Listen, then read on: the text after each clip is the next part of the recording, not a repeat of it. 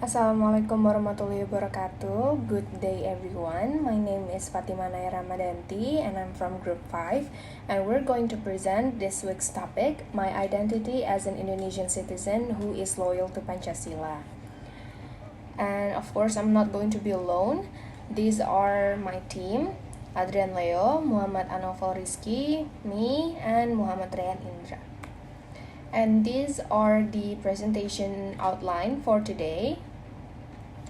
So, going to the first topic, what is Pancasila? Pancasila is the official foundational philosophical and ethical principle of the Indonesian state. It serves as the philosophical basis for the Indonesian constitution and the guiding ideology for the nation. The word Pancasila is derived from Javanese language and can be roughly translated to mean five principles or five pillars, which Panca means five and Sila means principle. Pancasila was formulated by Indonesia's founding fathers, including Sukarno and Muhammad Hatta, during the struggle for independence and was enshrined in the preamble of 1945 Indonesian Constitution.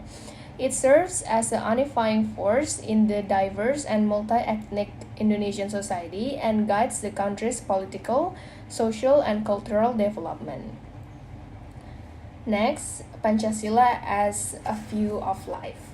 Pancasila is not just a concept or basis of the state in Indonesia, but it is also considered a way of life for Indonesian people. As a worldview, Pancasila influences various aspects of individual and social life in various ways. And these are ways in which Pancasila serves as a way of life in Indonesia. First is moral and ethical guidelines. Principles such as just and civilized humanity, as well as an omnipotent deity, influence everyday actions and behavior. This includes interacting with others, respecting the rights of others, and living a life with high integrity and ethics. Second, we have tolerance and respect for diversity. Pancasila encourages tolerance towards various religious beliefs, ethnicities, cultures, and language. Indonesian people are expected to live their lives with respect for this diversity, avoid religious or ethnic based conflicts, and work together to achieve common goals. Third, we have devotion to the common welfare. The principles of social justice in Pancasila encourage Indonesian people to contribute to creating shared prosperity. This includes participation in economic development, support for social programs, and attention to the needs of weaker sections of society. And fourth, respect for freedom and democracy. Pancasila as a way of life also includes support for the principles of democracy and human rights. The public is expected to be active in democratic processes, including general elections, and respect the right of individuals and groups in society. And fifth, we have patriotism and the love of the motherland. Pancasila contains the principle of Indonesian unity as a way of life. This means that Indonesian people are expected to love their homeland, respect the red and white flag, and try to maintain the unity of the nation.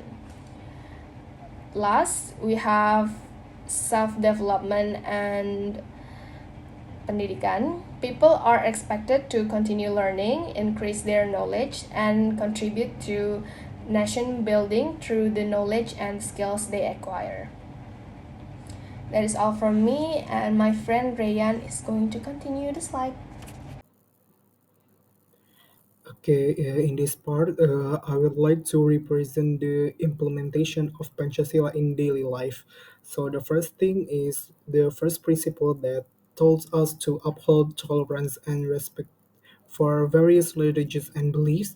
And the second is actively participate in religious activities. And the third is the respect places of worship and efforts to maintain interfaith harmony. And the second principle said that we had to treat everyone fairly, regardless of their ethnicity, race, religion, or gender. And the second is to encourage participants in social and humanitarian activities such as charity or volunteering. And the third is to respect human rights and strive to prevent discrimination.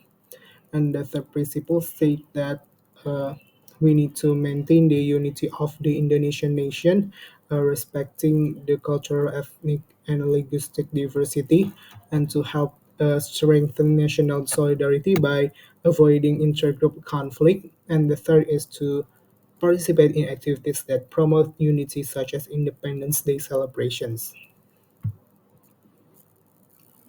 Next, we would like to describe the fourth principle.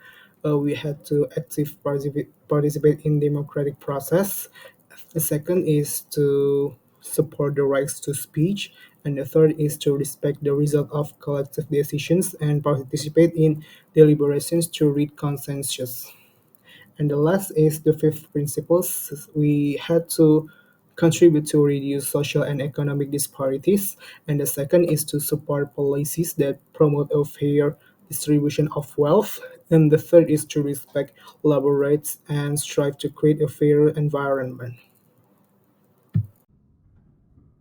Okay, so for the next slide, what does Pancasila mean to the people of Indonesia? And because Pancasila is the foundation and philosophy of the ideology of Indonesia, consisting of the five fundamental principles as mentioned before, and the meaning of Pancasila can vary depending on an individual's perspective and context. And below are some ways in which Indonesians may interpret Pancasila, like Pancasila bisa diartikan sebagai lima prinsip and prinsip-prinsip dasar yang menjadi dasar bagi sistem pemerintahan, acuan hidup, and also Bhinneka Tunggal Ika, our motto, and bentuk toleransi sesama warga Indonesia. And why this is important? Because it's important to note that views on Pancasila can vary from individual to another individual, and interpretations may evolve over time. While these are common interpretations that most people can support the values and principles contained in Pancasila as an integral part of their national identity as an Indonesian citizen. Okay, so here is the connection. The first one is human as social creators. We know that as social creators, humans naturally tend to live in society and interact with other humans. Second one is the definition of nation, where the nation mentioned as mentioned in KBBI and the anthropology dictionary describe that nation is a group of people who have several things in common, such as decent custom, language, and history. The third one is the characteristic of the Indonesian nation. This characteristic emerged because of its different historical background from other nations that illustrate how historical factors play an important role in shaping the identity and characteristic of nation. The fourth one is ethnicity as social group. The social group is formed based on identity and awareness of cultural unity. This identity is often strengthened by the unity of language, custom, and other cultural elements. The fifth one is Indonesian as plural nation. This means that Indonesia consists of various ethnic groups with different cultural characteristics. Despite their diversity, they are united in one nation, showing the importance of unity in diversity. The last one is factor of unifying the nation. All of these factors contribute to maintaining and strength unity in diversity, which is one of the important challenges for a diverse country like Indonesia. And for the self-reflection, we can see that we have to aware of social interaction dependency, where the first reflection highlights the significance of recognizing that humans inherently rely on social interaction. Our social nature drive us to live in community and engage with other individuals. This underscores the importance of having the ability to communicate, collaborate, and build healthy relationship with others. The second one is importance of understanding national identity. This is to understand and respect our national identity. We must acknowledge and honor our heritage, language, custom, and history that shape our nation identity. The third one is diversity as strength. where ethnicity, culture, religion, language, and other background are a treasure that should be valued. Diversity should be bring different perspectives and and viewpoints that enrich society. As individual, we should accept and appreciate this difference. The fourth one is the importance of unity in diversity.